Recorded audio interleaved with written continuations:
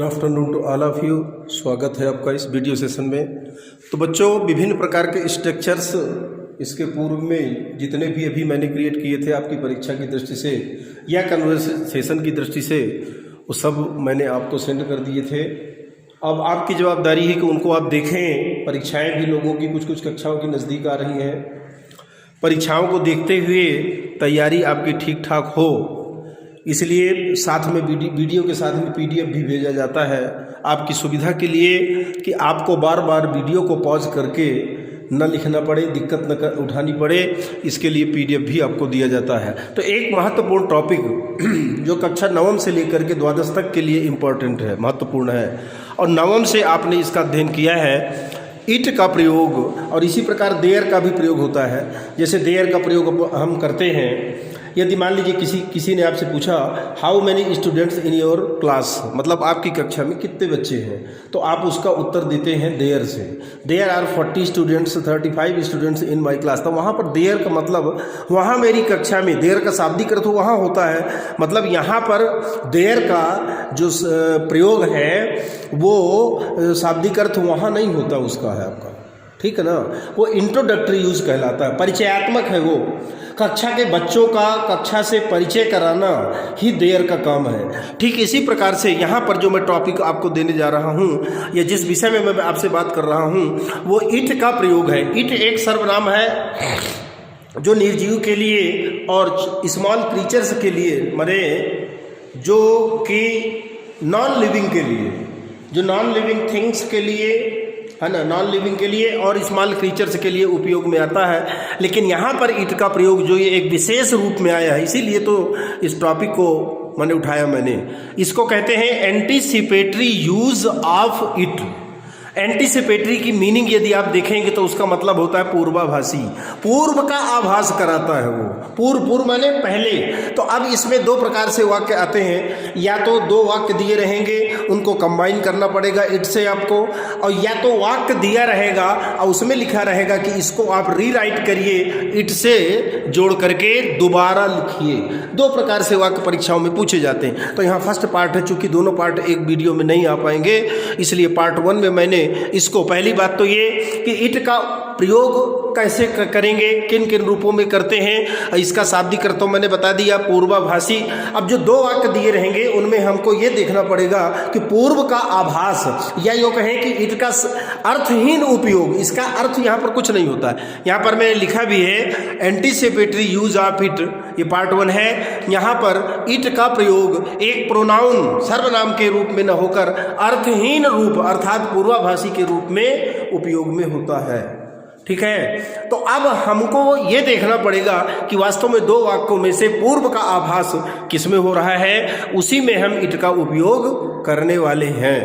तो first part में combine the following sentences, नीचे दिए गए दो वाक्य आपको हर प्रश्न में मिलेंगे, उनको आपको इट का यूज करके कंबाइन करना है, जोड़ना है। जैसे पहले में देखिए, पहले में दो वाक्य आपको मिलेंगे। पहला वाक्य आपका ये लिखा है दिस वाज बाई चांस, ठीक। दूसरा है the mould had dropped on the culture. Mould यानी फफूंद, आप जानते हैं। दिस वाज बाई चांस, अब इसमें ये ए नंबर का है, आप ये इसमें ए नंबर आप यहाँ पर जोड़ सकते हैं।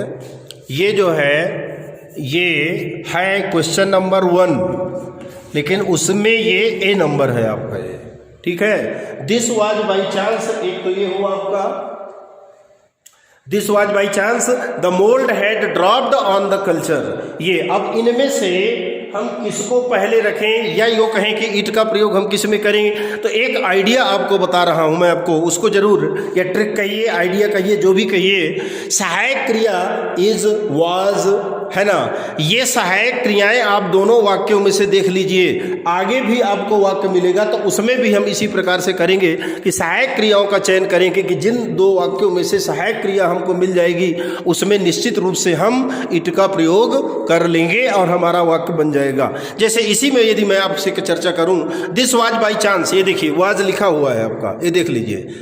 और इसके पहले जो दिस लगा है ये, इसको आप हटाएंगे, इसको दिस को रिमूव करेंगे और यहीं पर इट को फिट करेंगे आप, यहाँ पर इट को आपको फिट करना है।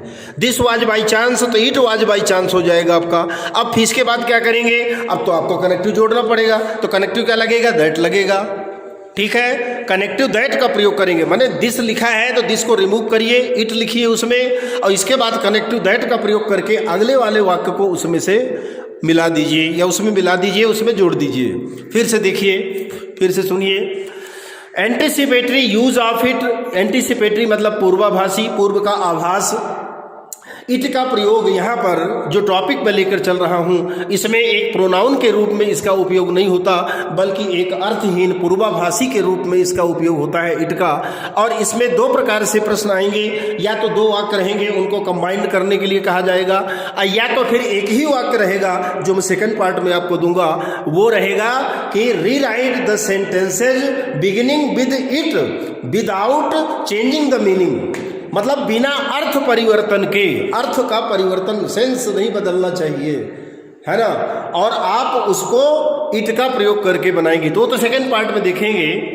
Combine the following sentences using it, this was by chance है। पहले वाक्य का पहला माने जो सेंटेंस आपका है वो दिस वाज बाई चांस, दूसरा है the mould had dropped on the culture, तो इसको यहीं से स्टार्ट कर लीजिए। मैंने आपको ट्रिक बताई कि इज वाज आप देख लीजिएगा दोनों वाक्यों में से, जिस वाक्य में आपको इज वाज मिल जाए वहीं पर आप उसके पहले दिस लगा है, दैट लगा है, जो भी लगा है उसको हटा करके और वाक्य शुरू कर दीजिए। तो देखिए क्या उत्तर बनेगा, इट वाज बाई चांस, ये देखिए इट वाज बाई चांस। इसके बाद मैंने कहा कि कनेक्टिव दैट का प्रयोग करेंगे, ये जोड़ने वाला है आपका, ये कनेक्टिव उसको कहते हैं। तो इट वाज बाई चांस ये हुआ आपका दैट, अब बाकी पूरा वाक्य जोड़ दीजिए। वाक्य में कहीं यहाँ पर कोई परिवर्तन आपको नहीं करना। The mould had dropped on the culture, ठीक है।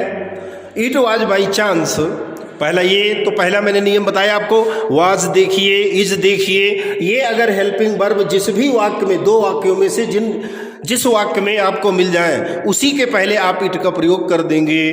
दिस यहाँ पर लगा हुआ है, देख लीजिए, दिस वाज बाई चांस, तो इट वाज बाई चांस हो जाएगा आपका, ये दिस आपका रिमूव हो जाएगा, यहाँ पर इट का प्रयोग हो जाएगा, इट वाज बाई चांस। ये देखिए उत्तर, it was by chance that, connective लगाएंगे, the mould had dropped on the culture. Second sentence देखिए, इसमें दो वाक्य हैं, ही सोल्ड हिज कार, ये हो गया, दिस वॉज गुड। अब देखिए ही सोल्ड हिज कार, यहाँ पर कोई सहायक क्रिया आपको नहीं मिल रही। सेकेंड वाक्य में चलते हैं, दिस ये वाज लगा हुआ है, मिला।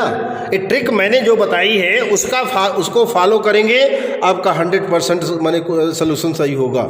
दिस वाज गुड, तो यहीं से शुरू करेंगे, दिस को रिमूव करेंगे, इट लगेगा, इट वाज गुड, ठीक है, इट वाज गुड। इसके बाद दैट लिखेंगे, ही सोल्ड हिज कार, ये देखिए, it was good that he sold his car. Clear.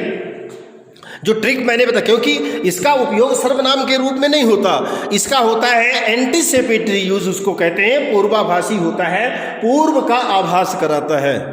He sold his car, उसने अपनी कार बेच दी। अब देखिए तो इसमें लगाइए अर्थ, he sold past indefinite tense, he sold his car, उसने अपनी कार बेच दी। दिस वॉज गुड, दिस माने यह है क्या, अच्छी थी, मतलब अच्छी कार थी, उसको उसने बेच दिया।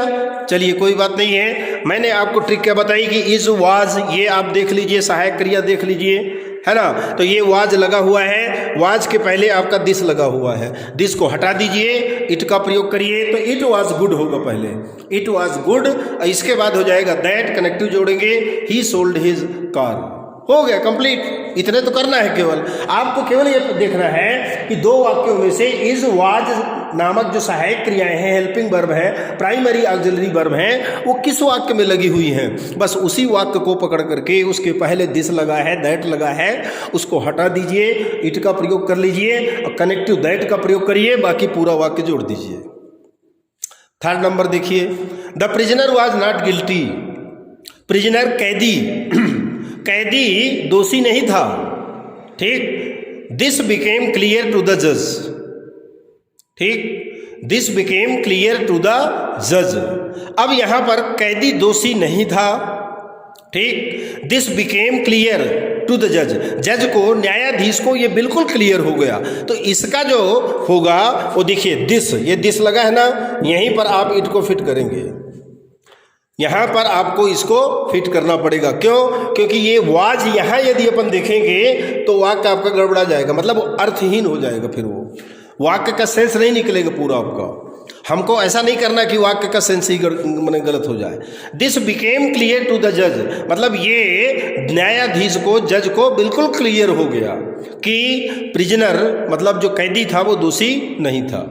तो ये दिस को हटाइए और इट का प्रयोग करिए। It became clear, it became clear to the जज, ये जज को बिल्कुल क्लियर हो गया। दैट, कनेक्टिव दैट का प्रयोग करिए और पूरा वाक्य, पहला वाला पूरा वाक्य लिख दीजिए, the prisoner was not guilty.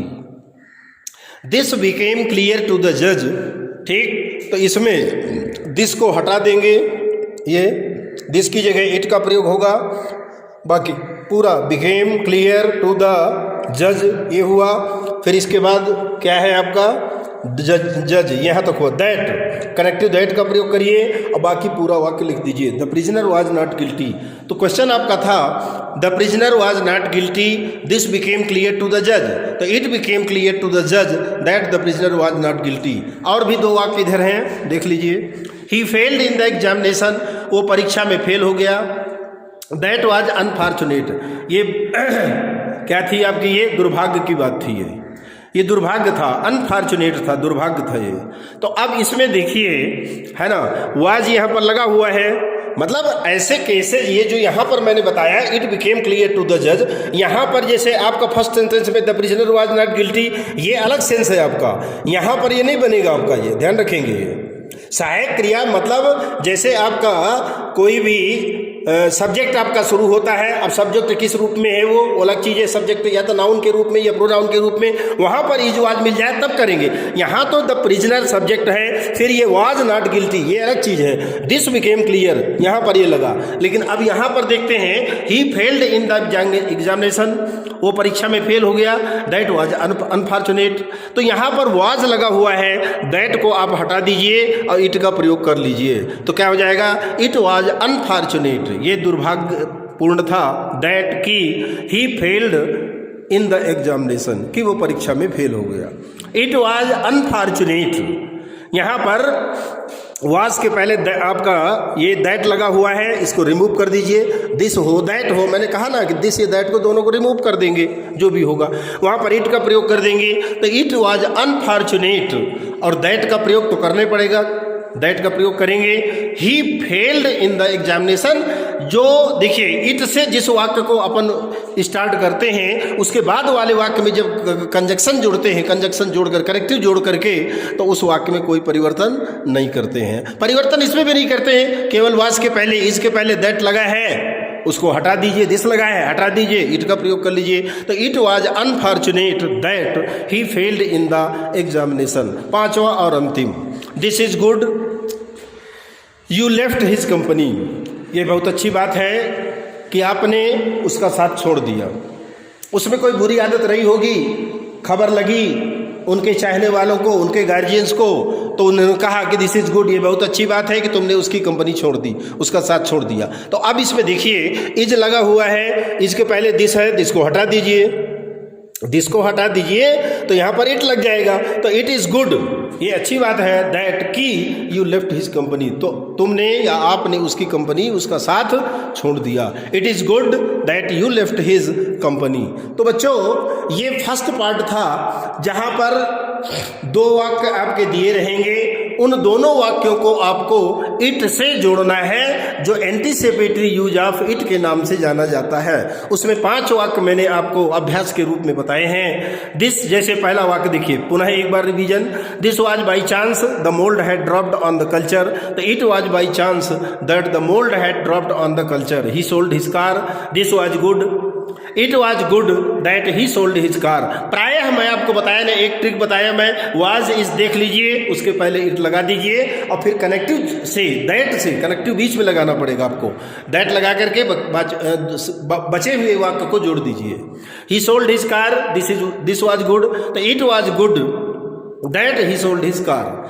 Third number है the prisoner was not guilty, guilty, this became clear to the जज। इसमें जरूर ध्यान रखेंगे क्योंकि यहाँ पर ये आप नहीं है, सब्जेक्ट के तुरंत बाद इज वाज रहेगा तब देखेंगे। यहाँ दिस बिकेम ये है आपका second form of the verb, this लगा है, इसको हटा दीजिए तो it became clear to the जज that the prisoner was not guilty.